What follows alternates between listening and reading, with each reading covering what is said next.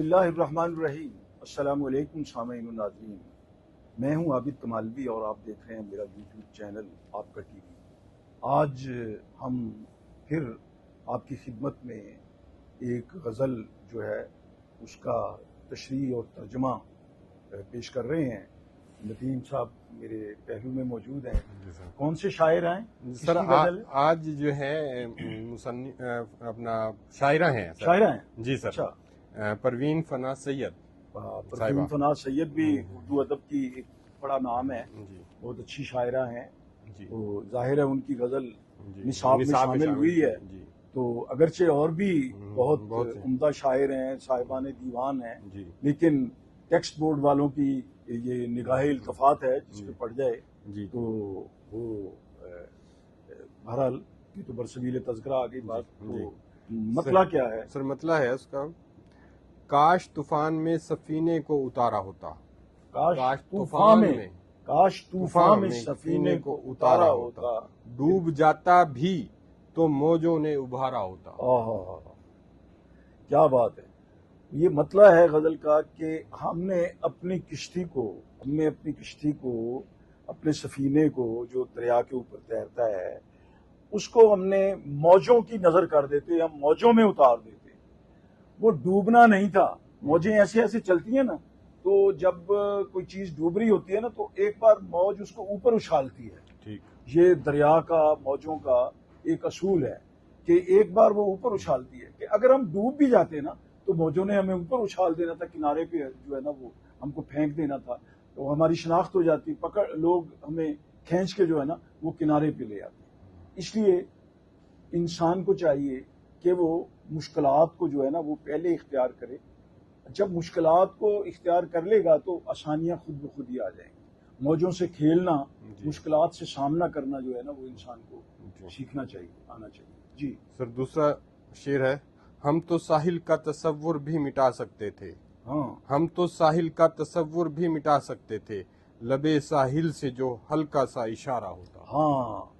ہم تو وہ کہتے ہیں کہ ہم تو ساحل کا تصور، کہتے ہیں کہ یہ جو ساحل ہوتا ہے نا، کنارہ ہوتا ہے دریا کا یا سمندر کا، وہ کنارہ ہوتا ہے، کہتے ہیں ہم تو اس کا تصور ہی ختم کر دیتے۔ اس کا اگر ہمیں لبے ساحل سے کوئی اشارہ ہوتا تو ہم یہ کناروں کی جو ایک کہتے ہیں نا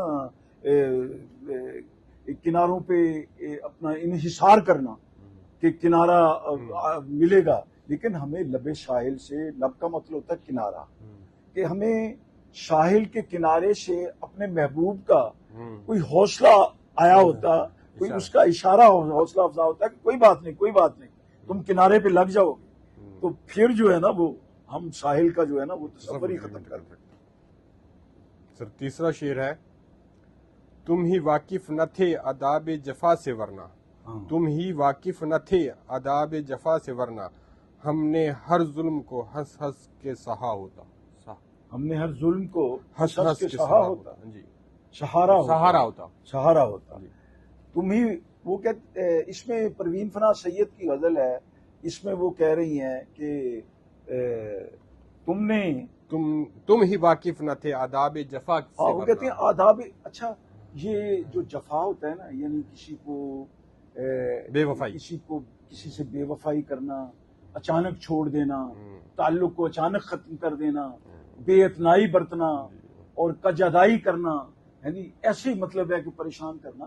کہتے آپ تو اے میرے محبوب، اے میرے پیارے، آپ تو آداب جفا سے بھی واقف نہیں ہیں، یعنی کس طرح تنگ کرنا ہے، کس طرح ظلم کرنا ہے، کس طرح کسی پہ بجلی گرانی ہے، یہ ترک تعلق کس طرح کرنا ہے، آپ کو تو وہ آتا ہی نہیں تھا۔ اگر آپ اس سے واقف ہوتے تو پھر کیا ہوتا؟ اگلے مسئلے میں ہم نے ہر ظلم کو ہنس ہنس کے سہارا ہوتا۔ پھر تو اگر آپ جفا کرنے کی جو خو ہے، جفا کرنے کی جو عادت ہے، جفا کرنے کے جو آداب ہیں ان سے واقف ہوتے تو ہم ایک ایک آپ کی جفا کو، ایک ایک ظلم کو ہنس ہنس کے جو ہے نا وہ سہ لیتے۔ ٹھیک، غم تو خیر اپنا مقدر ہے، غم تو خیر اپنا مقدر ہے، سو اس کا کیا ذکر؟ غم تو خیر اپنا مقدر ہے، سو اس کا کیا ذکر؟ زہر بھی ہم کو بصد شوق گوارا ہوتا، زہر بھی ہم کو بصد शौक गवारा होता। वो कहते हैं कि क्या मुकद्दर है जी हमारा, हाँ, गम तो खैर मुकद्दर है। और कहते हैं गम तो हमारे मुकद्दर में लिखा जा चुका है, ये हमारी किस्मत में लिख दिया है कि गम जो है ना वो हमने बर्दाश्त करना है, सहना है। गम इसलिए है कि हमने आपसे दोस्ती कर ली है और आप दोस्ती के आदाब, और फिर अगर दोस्ती नहीं है तो जफा के आदाब से भी वाकिफ नहीं, जैसा कि उन्होंने पहले शेर में कहा है। तो अब क्या है, जहर भी हमको बसद शौक गवारा होता। तो कहते हैं कि हम तो अगर इसमें मतलब है कि आप ठीक होते तो हम तो जहर जो है ना जो इंसान को मार देता है वो भी बड़े शौक के साथ जो है ना वो गवारा कर लेते पीना, वो उसको भी हम पी लेते। बागबान तेरी अनायत का भरम क्यों खुलता, बागबान तेरी अनायत का भरम क्यों खुलता, एक भी फूल जो गुलशन में हमारा होता। बागबान तेरी अनायत का भरम क्यों खुलता, वो बागबान जो होता है माली होता है, जो बाग का चौकीदार होता है, जो बाग की हिफाजत करता है। वहां से अगर कोई फूल भी हम तोड़े तो वो दूर से वो कहता है कौन है भाई, क्यों तोड़ रहे हो भाई, फूलों को नहीं तोड़ो। यानी वो पकड़ता है, टोकता है, क्योंकि वो उसका चौकीदारा कर रहा है, वो उसकी हिफाजत कर रहा है बागबान। तो वो कहते हैं कि ए बागबान, ए बाग के मालिक, ए बाग के मालिक, ए बाग की हिफाजत करने वाले।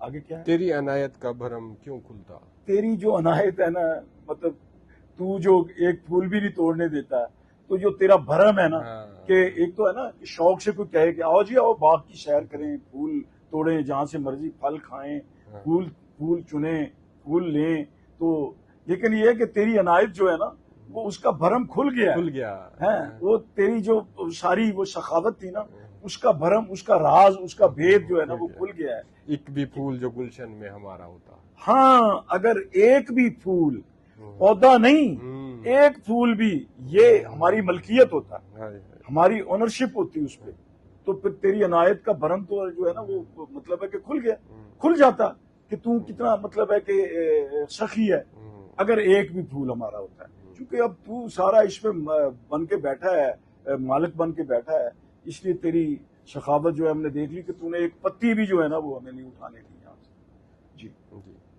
तुम पर इसरारे फना राजे बका खुल जाते, तुम पर इसरारे फना मुझे दीजिए बका खुल जाते। मक्ता है मेरा ख्याल है। नहीं सर, अभी एक और है। तुम पर इसरारे फना राजे बका खुल जाते, तुमने एक बार तो यज़दा को पुकारा होता।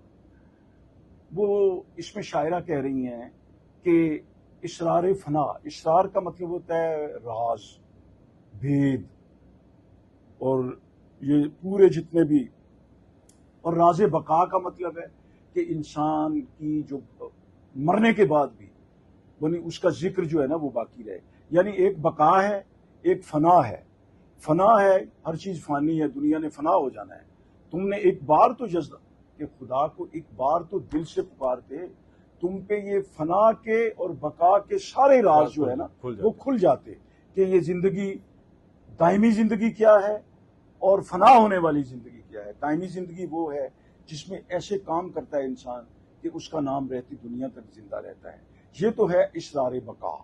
जिसको ये राज आ गए, जिसको ये भेद खुल गए, जिसपे वो तो उसके लिए तो बका ही बका है, उसके लिए तो जिंदगी जो है ना वो उसके लिए फना है ही नहीं है, यानी वो खत्म नहीं होगा। तो ये था मक्ता आज की गजल का जो हमने आपकी खिदमत में पेश कर दिया। नदीम साहब आपका भी शुक्रिया और हमारे शामीन नाजरीन का भी शुक्रिया कि वो हमें सुनते हैं, अपनी राय भी दें कि हम इसको कैसे बेहतर कर सकते हैं। इस सिलसिले को बच्चों के लिए सिलसिला है, अल्लाह करीम बच्चों को कामयाबियों से हमकिनार करे, वो इस मुल्क का बेहतरीन सरमाया साबित हूँ।